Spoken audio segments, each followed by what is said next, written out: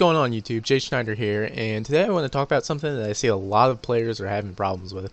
Even at my elo, I play with Plat 1s, Plat 2s, Diamonds, and even if I go into a casual game, I'll see it a lot, and that issue is going to be your recoil control.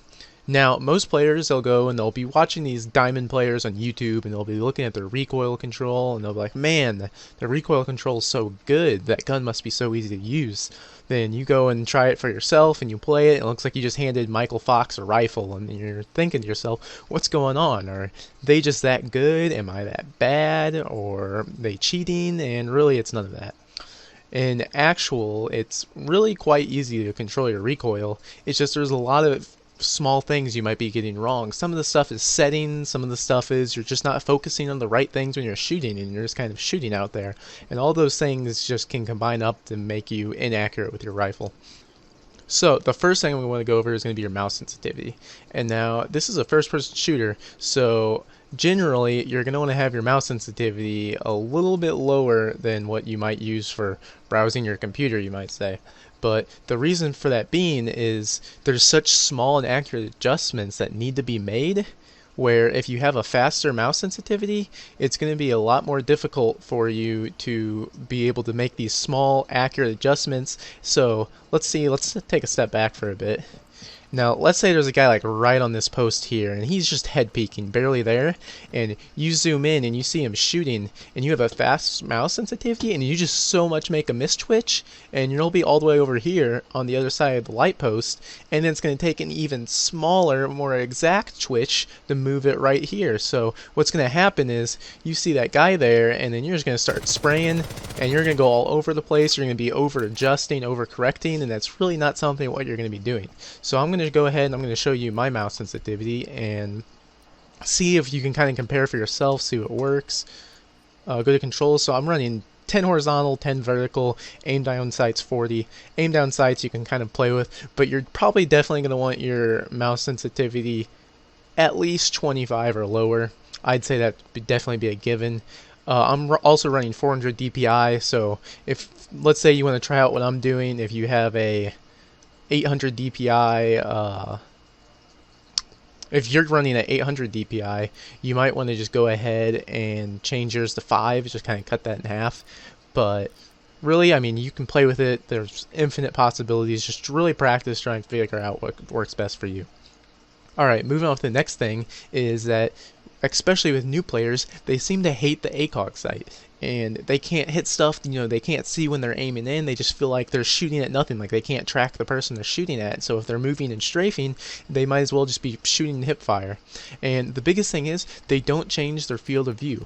Now, if you're someone like me, your field of view is going to be, oh, I forgot, I already said it here but so right here you'll see I'm at 60 field of view. So you can see it in here, you can see how much I can see. So I'm cut off by the tree, goes off to that gate a bit. Now watch this. When I raise up my field of view, look, I go all the way out. I was right on this tree. I was right on that tree. Look how much other area that opens you up to see. Now, if you're someone like me, I'm playing on the laptop, so I try and keep mine around 75 or 80, just so I'm playing, I mean, it's a 17-inch screen.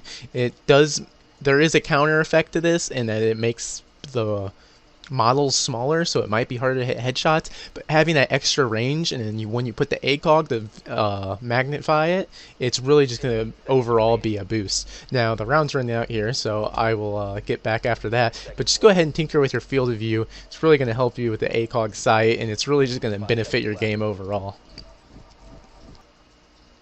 Alright, now we're back here, and another thing we can go over too with your playing with your field of view is there's a lot of players right now, that higher level professional players, that are starting to switch to a slightly lower field of view, maybe like an 80, and they're starting to use the hollow sight, and they're playing with that. Some of them are having a lot of success with it.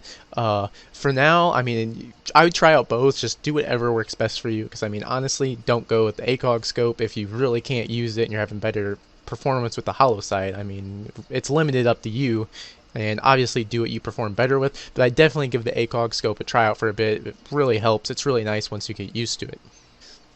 Now I'm going to go over some things that actually help you control your recoil, and you just don't want to be shooting, you want to be aware of what you're doing.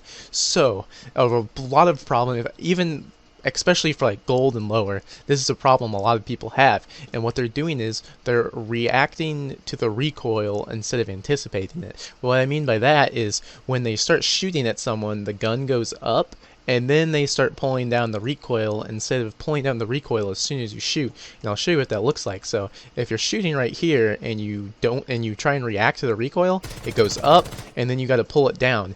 And that's a good 6, 7, 8 shots you're getting off that are going just way up high, nowhere even close to the target, and it's just leaving that space in the gap for them to just fire bullets back and kill you, and you'll leave feeling cheated because you were the one shooting first, but because your recoil wasn't anticipated, you were inaccurate and you missed out. So what you want to do is you want to be conscious of that recoil because you know it's going to happen, and as soon as you start firing, you just want to be pulling it down, and you're going to be able to pull it right down there, keep it on their head and keep it on their chest. And that's what all good players do. So if I see a guy, I'm going to zoom in, and as soon as I start pulling the trigger, I'm going to just pull it down right there. And as you can see, the difference in spread is amazing, and that's just one of the largest problems I see people do is they're just not anticipating the recoil. If you're not anticipating the recoil, you're not going to be accurate with your shots, and then you're just hoping you get lucky on pulling down the mouse quick enough, and it just makes it a lot less consistent, and it's a lot less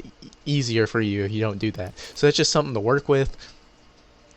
The last thing we're going to be going over now is going to be practice. Like, you can come into a practice or a game, you can try out doing it from long range. You can try peeking corners, so just strafing and zooming in and doing it quickly. It's really, I mean, the only limit is your imagination. You can do whatever might feel like helping you, but all in all, there's not really too much to it. It's just there's really small things that make up recoil control, and people just don't really seem to think about it too much, and it's really just something that making those small changes can really take off your game, and you can start rising up in ranks. Alright, that's it for today. Hopefully I clarified some things up for you guys about recoil control. If you had any questions about that, hopefully I'm helping you guys improve. If you have any other questions, leave them in the comment below. You can go and ask questions on my stream. I stream almost every day unless I have something going on. That's twitch.tv/jschneider4067. Feel free to leave a like if this video helped you or if you enjoyed it. And if you have any ideas of what else you would want me to do or go over, feel free to tell me. I'd love to make those videos for you guys and help you out. But that's it for today, and go ahead and make sure to subscribe, and that's Jay Schneider signing off.